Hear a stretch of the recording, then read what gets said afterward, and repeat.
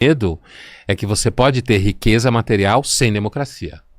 Esse é um perigo. Aí é o perigo. Até porque, assim, e o que eu queria entender, tem como a gente, de alguma forma, conseguir dar um assistencialismo, uma diminuição nessa diferença social, sem invadir a propriedade privada, sabe? O particular de cada um. Olha, você tem experiências, Europa Ocidental, tudo bem que a Europa foi destruída por 2 guerras e depois da segunda os Estados Unidos jogou dinheiro lá a perder de vista.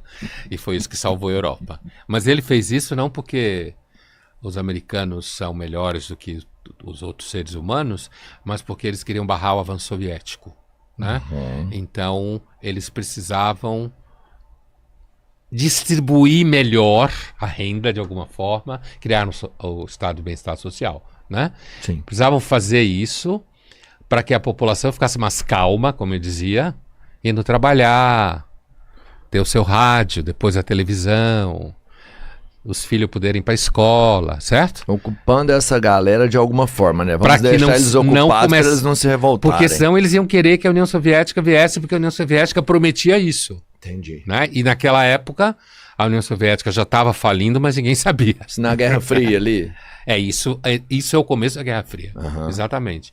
Então, o fato é que você tem Inglaterra, Alemanha, França, que usufruíram bastante disso e criaram um estado de bem-estar social diferentes, mas razoavelmente sólido, custa muito caro, imposto é muito caro, então você tem uma vasta classe média, você tem muito menos miséria.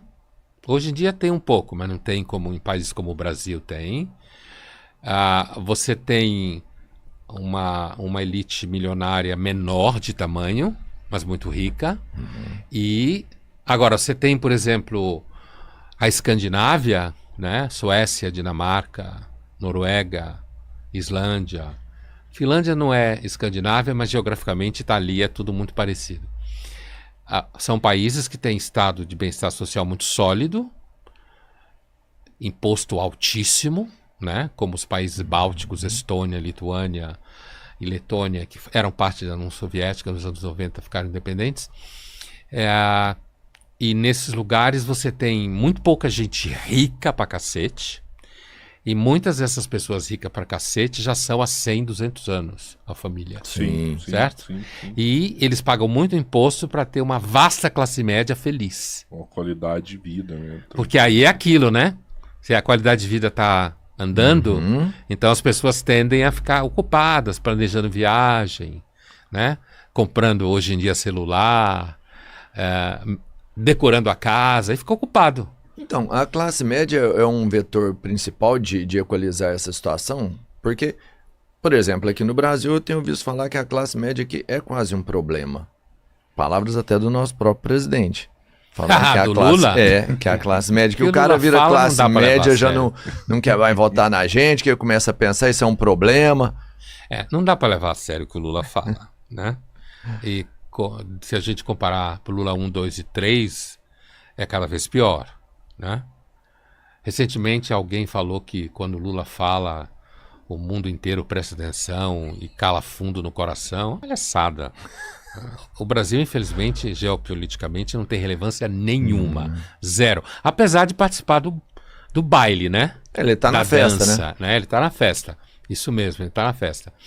Agora, a classe média, uma classe média vasta, ampla, sólida, normalmente é signo de sociedade com menos desigualdade, sociedade um pouco mais calma, digamos assim, né? Com menos violência social. E então dá para dizer que sim, a classe média é normalmente o signo de que aquela sociedade X, é o caso da Europa, que eu estava descrevendo, Europa Ocidental. É o caso dos Estados Unidos, não com o estado de bem-estar social, mas é uma riqueza bestial. Né? Um modo... Veja, você não vê americano tentando entrar em nenhum país da América Latina ilegalmente.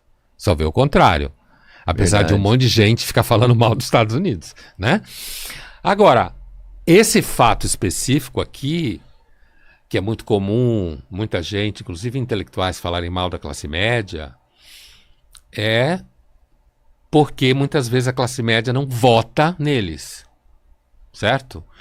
E aí começa a se falar mal da classe média, sempre numa lógica de tentar jogar a população pobre contra a classe média. Porque os ricos sempre estão bem de vida. Tanto que você tem muita gente rica no Brasil que financia a gente da esquerda. Não vou citar nenhum nome aqui, mas Financia dos dois lados, né? O rico é financiador, é o que você falou. O rico ele nunca está com um problema. Não, ele está acima. Ele tá acima. Tanto é que, ao contrário do que o Marx falou, são os muito ricos que são cosmopolitas. Passaporte europeu, fácil, dinheiro, viagem, dinheiro aqui, dinheiro acolá, patrimônio aqui, patrimônio acolá. Dupla cidadania. Falam línguas. Os filhos aprendem a falar línguas estrangeiras, né? E, então, portanto, como eu estava dizendo, aqui no Brasil você tem toda uma gama de grupos muito milionários que financiam pesadamente a esquerda na cultura, na arte. Todo mundo que conhece o ramo sabe disso. Sim. Então, assim, a ideia de que existe um conflito entre o PT e os muito ricos não é exatamente verdade, tanto que o PT está no poder há muito tempo e muita gente ficou mais rica do que era durante o governo petista. O ódio mesmo à classe média é porque a classe média, ela normalmente vota pensando em que regime ou que candidato ou candidatos podem fazer com que a vida dele ou dela seja menos ruim. Que ele consiga... Porque a classe média, coitada, ainda mais no Brasil, que é frágil, hoje a classe média, amanhã pode não ser, né? Sim. Né? Principalmente quando tem inflação, quando tudo fica caro, né? Então, quando aumenta o imposto, cai em cima dela, por exemplo, né? Então, assim, normalmente quando se fala taxar ricos no Brasil, é taxar classe média alta. Exato. Não é aqueles que estão lá no topo do mundo.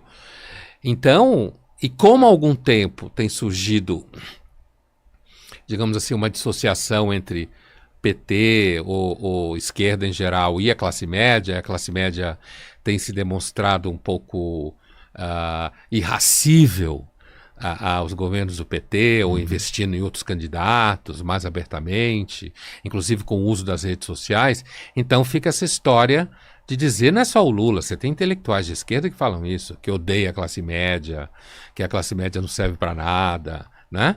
E, na realidade, o Lula é um líder populista, né? Sim. Líder populista. Já foi, né? Acho que hoje nem isso mais. Não, tá em fim de carreira, mas, tá em fim de carreira, né? Mas a gente não sabe o que vai acontecer ano que vem. Isso é um outro medo. Você já pensou... Até porque... Eu vi você falando sobre uma liberdade líquida, sobre vamos falar, regulamentação das redes sociais.